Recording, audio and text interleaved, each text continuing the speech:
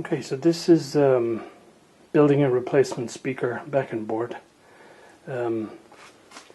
because, well, this guy here is pretty warped, and it's made of pretty cheap particle board, and where the speaker has been mounted, it has pulled through the wood, so it's all sort of delaminating.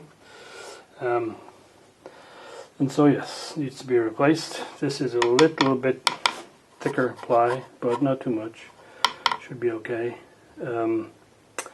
There is about a 20-degree bevel on this surface to make sure it lines up nicely with the glass dial and everything when it all mates together. So I've replicated that on here. And yeah, I think I'll cut it out roughly to size. And then I might use the actual bit itself as a sort of router template and just use that to get it finally down to size.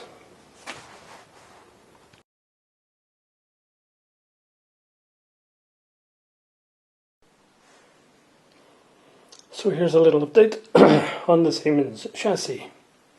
So I discovered that I was confused about how this bottom cursor tracked.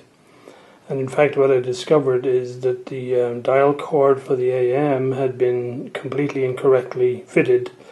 And of course, I took it all off to free up the tuning condenser, and then I put it all back the way it was.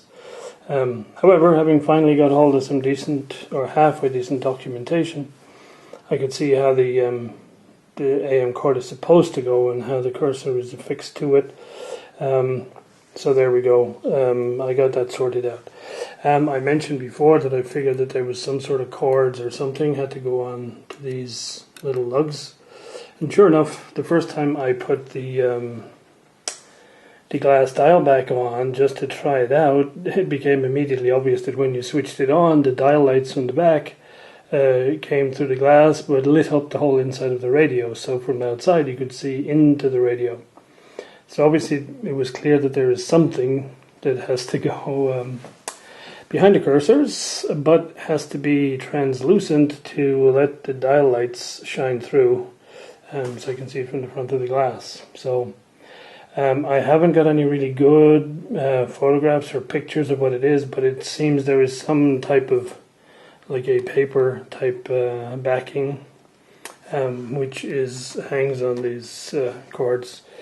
So for the moment I've just put a plain sheet of white paper in there, and it looks relatively okay, but the one photograph I have seen that does kind of show it, it's kind of like a cream colored paper, which would be more in line with what I'd expect. So later on, as we get closer to putting it all back together, I'll see about getting something a little bit more appropriate for that. So I'll put the dial back on just so you can have a quick look. So that's what it looks like now with the dial fitted when you look through. So you can see the cursors, yeah. And of course you can see where I've glued the dial back together as best I can. And of course the 2 points where it was retained at the top on each side is where the shock hit it when it was dropped or dumped or whatever, and there we go, the rest is history.